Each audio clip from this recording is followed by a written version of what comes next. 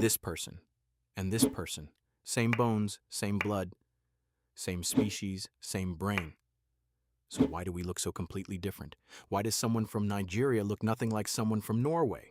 Or someone from Japan look different from someone from Brazil?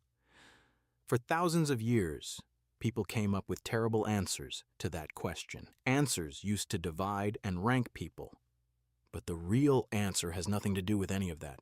The real reason comes down to one thing: where on Earth your ancestors lived and how much sunlight hit them. Let me show you exactly how. The sun sends out something called ultraviolet radiation, UV rays. You can't see them, but they pass right through your skin. And depending on where you live on Earth, you get very different amounts of it. Near the equator, think Central Africa, the Amazon, Southeast Asia, UV radiation is intense year-round. Near the poles, think Scandinavia, Canada, northern Russia, UV is much weaker and disappears almost entirely in winter.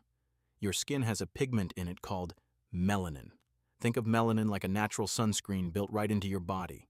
The more melanin you have, the darker your skin, and the better protected you are from UV radiation. People whose ancestors lived near the equator for thousands of years tend to have darker skin, more melanin, because under that intense UV, you need the protection. Here's where it gets interesting. UV radiation doesn't just cause sunburn, it also destroys something in your blood called folate, a vitamin that is critical for healthy pregnancies and reproduction. Researchers Nina Jablonski and George Chaplin confirmed this in 2000, and it changed how scientists understood skin color forever. When UV destroys your folate, it can cause serious birth defects and fertility problems. So near the equator, darker skin isn't just useful, it's survival. It protects the folate that allows the next generation to be born healthy. But here's the other side of the problem. As ancient humans spread across the Earth, moving further and further from the equator, they ended up in places with much less sunlight. Scientists found that above 46 degrees latitude, that's basically all of Canada, Russia, Scandinavia, and most of Europe, there isn't enough UV radiation through most of the year to do much of anything. And here's the new problem.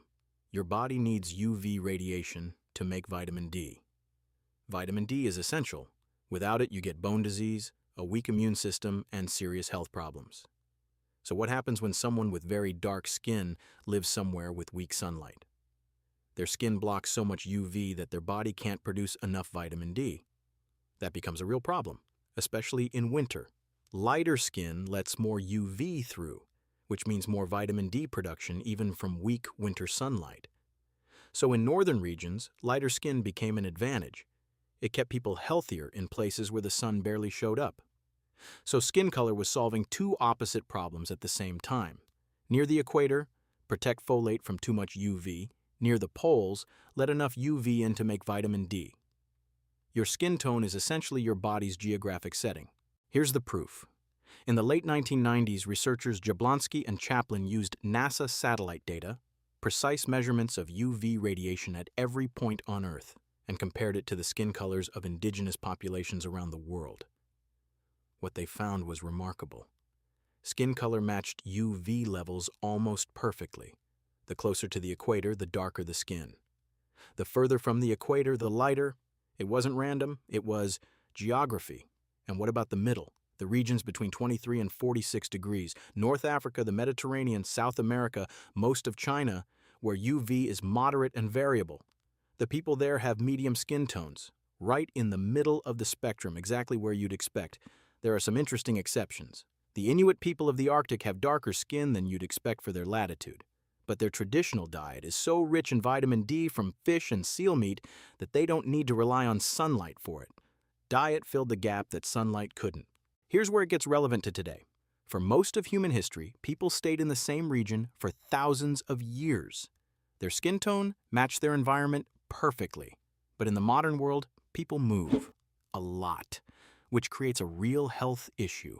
People with darker skin living in northern climates, like the UK, Canada, or Scandinavia, are significantly more likely to be vitamin D deficient. Their skin, optimized for the tropics, blocks too much of the already weak northern sunlight. And it works the other way, too. Light-skinned people who move to equatorial regions without protecting themselves from the sun face much higher risks of skin damage.